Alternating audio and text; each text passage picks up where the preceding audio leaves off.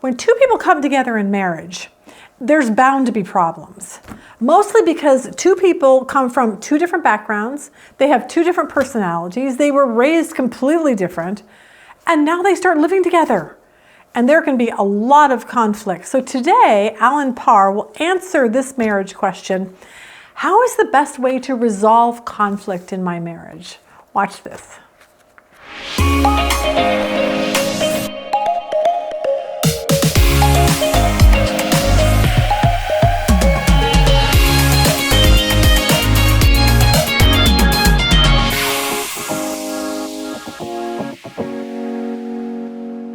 All right, glad you're joining us today. A few months ago, we did something we've never done before. We put a marriage conference on. We called it the Marriage Questions Conference.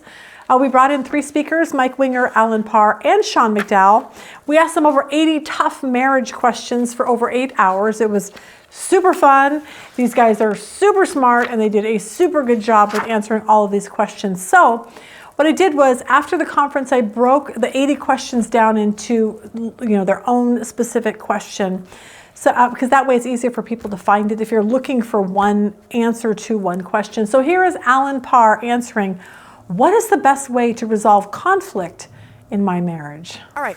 What is the best way to resolve conflict in marriage? Now, this was cute because last night Jennifer was telling me about, you just put a new video out. And I guess you guys got in a big argument, and so now they literally worked through, which I'm going to go back and look at, how it started, and then how. So tell us a little bit about that. Yeah. So on Sunday morning, we had we call them intense fellowships. We had an intense fellowship in the Parr household. All right, and we resolved it very quickly, actually. And so I said, you know what? Let's go live on YouTube, and let's just show people and walk through how we resolved it within a couple of hours.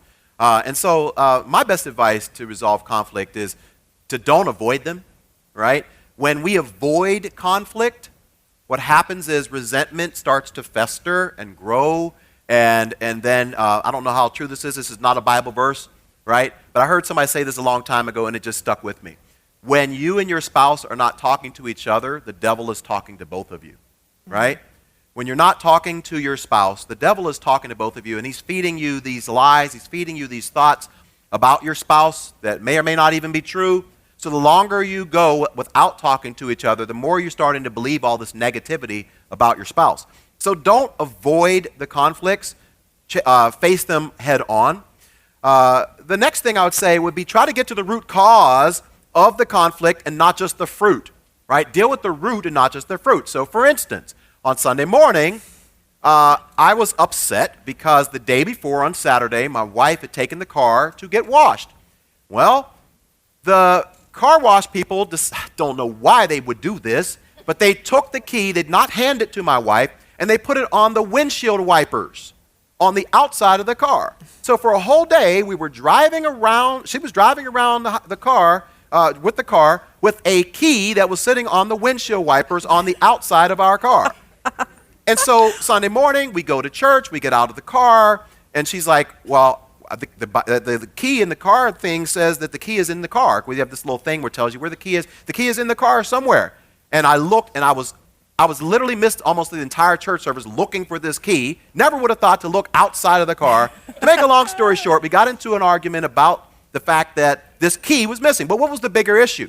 The bigger issue was that I was frustrated because there was a lot of things in our marriage where my wife has lost, if I'm just being honest. And it frustrated me. Sorry, honey. All right, but she will admit, right? And she has her list of things that she's frustrated with me about, right? But the point is that the real issue that I had to deal with is that, you know what, it upsets me when you don't take care of the things and things are lost and things are not cared for. That's the real issue that we need to talk about, so we need to get to that.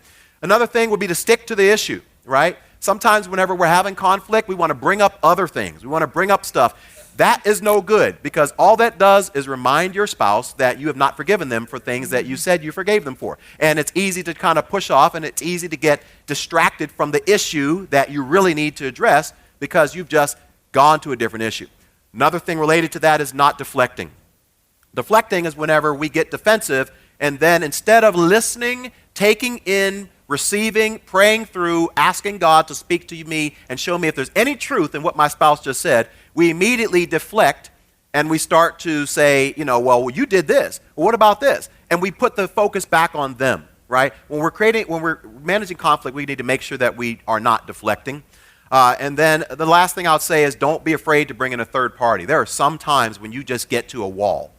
You get to a place where you're not able to easily work through it. That might be a time where you need to bring in a third party, like Sean said, maybe a friend, a counselor, a trusted person who's a little bit older. Perfect. Okay. And I love your transparency too, because people really need to know that marriage is not perfect and people do argue.